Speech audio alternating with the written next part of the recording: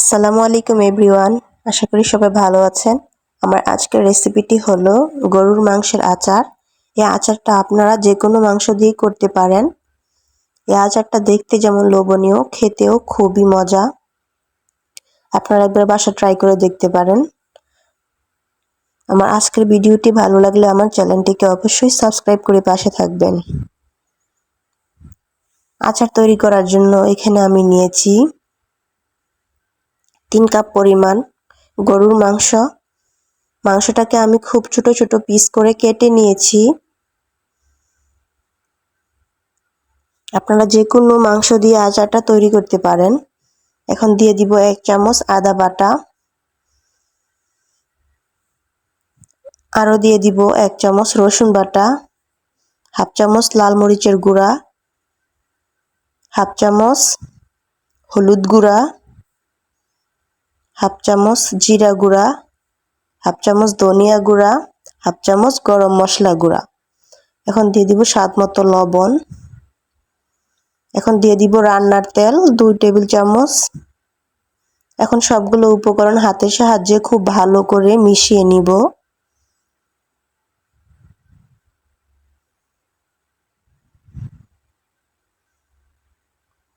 মিশিয়ে নেওয়া হয়ে গেলে এখন আমি এখানে দিয়ে দিলাম 3 কাপ পরিমাণ পানি। এখন একটি প্যানে সবকিছু দিয়ে নেড়ে চেড়ে মিশিয়ে আমি এটাকে ঢাকনা দিয়ে সিদ্ধ করে নিব। একটু পর পর ঢাকনা খুলে নেড়ে চেড়ে দিতে হবে। এখন আমি আচারের জন্য মশলা তৈরি করব। তার জন্য নিয়েছি 1 চামচ 5 ফোড়ন, 2টা শুকনো মরিচ। মশলাগুলোকে আমি গুঁড়ো করে নিয়েছি। মাংসটাকে নাড়তে নাড়তে যখন এই পর্যায়ে চলে আসবে, সিদ্ধ হয়ে যাবে, তখন চুলা থেকে নামিয়ে নিতে হবে। এখন একটি প্যানে আমি দিয়ে দিলাম 1 কাপ সরিষার তেল। এখন দিয়ে দিলাম কিছু মশলা। এখন দিয়ে দিলাম 1 কাপ রসুন। এখন রসুন আর মশলাগুলোকে নেড়ে চেড়ে দিয়ে দিলাম 1 চামচ আদা বাটা, 1 চামচ রসুন বাটা, আরও দিব 2টা শুকনো মরিচ। এখন সবকিছু ভালো করে মিশিয়ে নিব।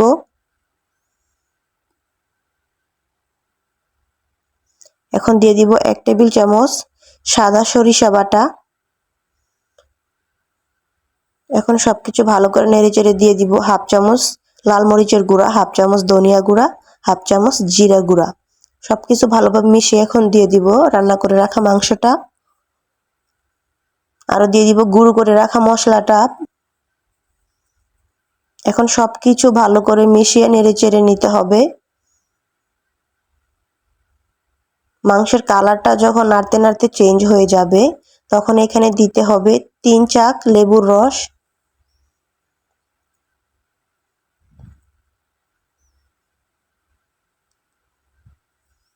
এখন দিয়ে দিব এখানে 2 চা চামচ চিনি। এখন খুব ভালো করে নেড়েচেড়ে নিতে হবে। আমার আচারটা তৈরি হয়ে গিয়েছে। এই আচারটা আপনারা অনেকদিন সংরক্ষণ করে রাখতে পারবেন। ভিডিওটি কেমন লেগেছে কমেন্টে অবশ্যই জানাবেন। খুবই সহজভাবে এই আচারটা তৈরি করে নিতে পারেন। এই আচারটা আপনারা 3 মাস সংরক্ষণ করতে পারবেন। যদি আচারে আপনারা তেলের পরিমাণটা আরও বাড়িয়ে দিতে চান, সেই ক্ষেত্রে আরও 1 কাপ বা 2 কাপ তেল বেশি করে দিতে পারেন। এই আচারটা গরম ভাতের সাথে খেতে অত্যন্ত মজা। ভিডিওটি ভালো লাগলে আমার চ্যানেলের পাশে থাকবেন।